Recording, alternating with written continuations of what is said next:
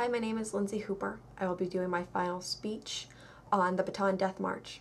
To start off with, I think it is very important to tell you about what led up to the Bataan Death March, how it happened in history, and why it's important to remember these things and to remember that part of history.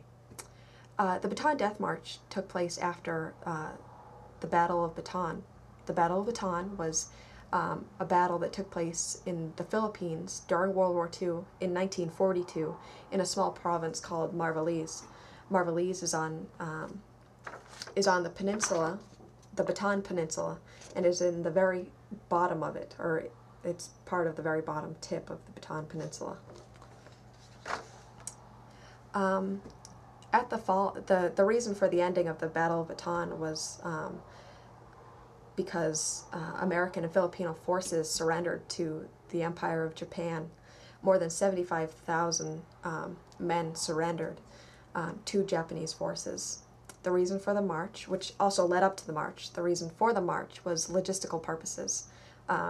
Their prison camp, Camp O'Donnell, was located in the Tarlac province, approximately 90 miles north of where the war ended and where they surrendered. So logistically, they had to try to transport 75,000 Filipinos and Americans up to Camp O'Donnell. A few traveled by train or some sort of military transportation.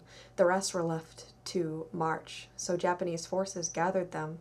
Often men were shackled and had to march that way over the 90 miles in 6 days. They weren't fed and were often only given a sip of water.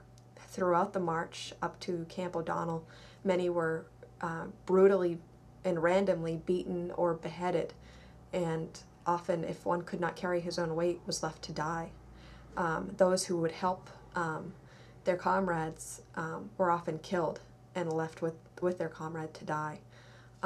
It's noted as one of America's most brutal of war crimes in the history of America. The Battle of Bataan was also noted as the single largest surrender of military forces in American history, which is just beyond what you can possibly imagine.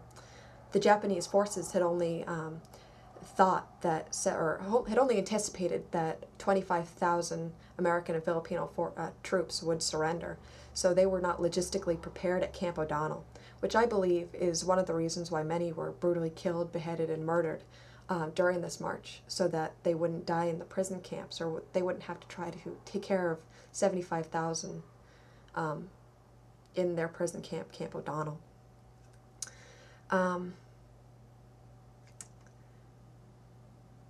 As I was saying, 75,000 surrendered.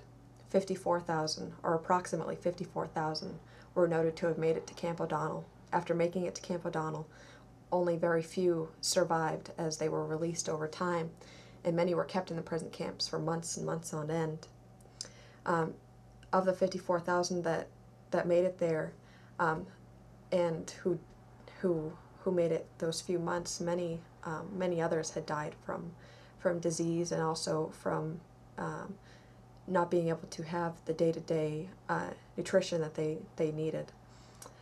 Many generals during the war and during the Bataan Death March were sentenced to death after proceedings due to the brutal war crimes. I think this is a very powerful and very important part of our history, noted for war crimes and noted for our largest surrender of forces. I did not learn about this until after I graduated from high school. I think it's important to inform our youth of this and for people to realize how inhumane this war was and how inhumane this march was. It's a very important part of our history, as I said, and I would love to see it brought up more.